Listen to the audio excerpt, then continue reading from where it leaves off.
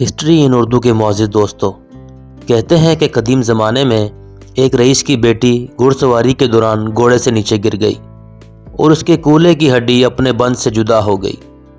لڑکی کے باپ نے بہت سے حکیموں سے علاج کروانے کی کوشش کی کہ ہڈی کو واپس اپنی جگہ پر بٹھائیں، مگر مصیبت یہ تھی کہ لڑکی کسی حکیم کو چھونے کی اجازت نہیں دیتی تھی۔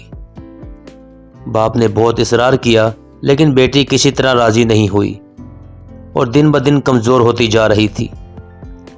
آخر لوگوں نے مشورہ دیا کہ شہر سے باہر ایک بہت خاص حکیم رہتے ہیں، ان سے مشورہ کر لیں۔ وہ شخص حکیم صاحب کے پاس گئے اور اپنا مسئلہ بیان کیا۔ حکیم صاحب نے کہا کہ ایک شرط پر میں آپ کی بیٹی کی ہڈی بغیر ہاتھ لگائے واپس بٹھا سکتا ہوں۔ اس شخص نے کہا کہ جو بھی شرط ہو میں قبول کرنے پر آمادہ ہوں۔ حکیم نے کہا شرط یہ ہے کہ ایک بہت موٹی تازی گائے میرے لیے لاؤ تو میں علاج کر دوں گا۔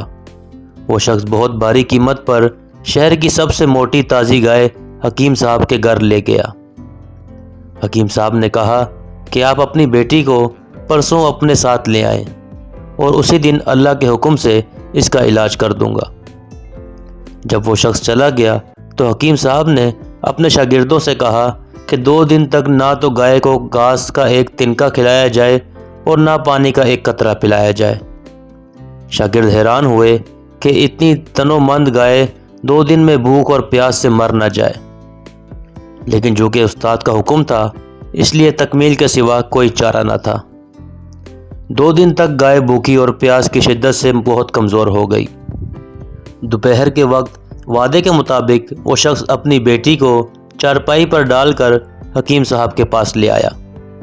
حکیم صاحب نے لڑکی کے والد سے کہا کہ اپنی بیٹی کو گائے کی پیٹھ پر بٹھا دیں۔ سب بہت حیران ہوئے لیکن حکم ماننے کے علاوہ اور کوئی راستہ بھی نہ تھا۔ لڑکی کو گائے کی پیٹھ پر بٹھا دیا گیا۔ اب حکیم صاحب نے اپنے شاگردوں سے کہا کہ لڑکی کے دونوں پاؤں گائے کے پیٹ کے گرد رسی سے باندھ دیں۔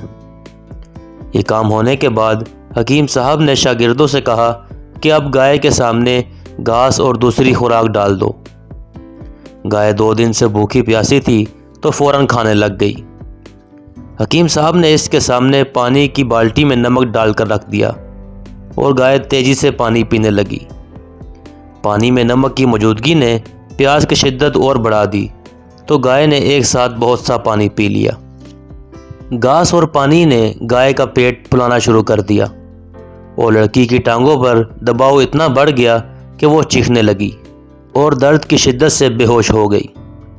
حکیم صاحب نے لڑکی کے والد سے کہا کہ اپنی بیٹی کو گائے سے اتار لیں، آپ کی بیٹی کی ہڈی ٹھیک ہو گئی ہے اور یہ گائے آج سے میری ہے۔ یہ حکیم کوئی اور نہیں بلکہ بو علی سینا تھے۔ بو علی سینا ازبکستان کے شہر بخارا میں پیدا ہوئے۔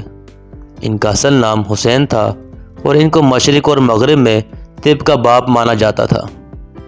انہوں نے فلسفہ اور فلکیات کی تعلیم عبداللہ نادلی سے حاصل کی اور ساتھ ساتھ طب کی تعلیم بھی حاصل کرتے رہے۔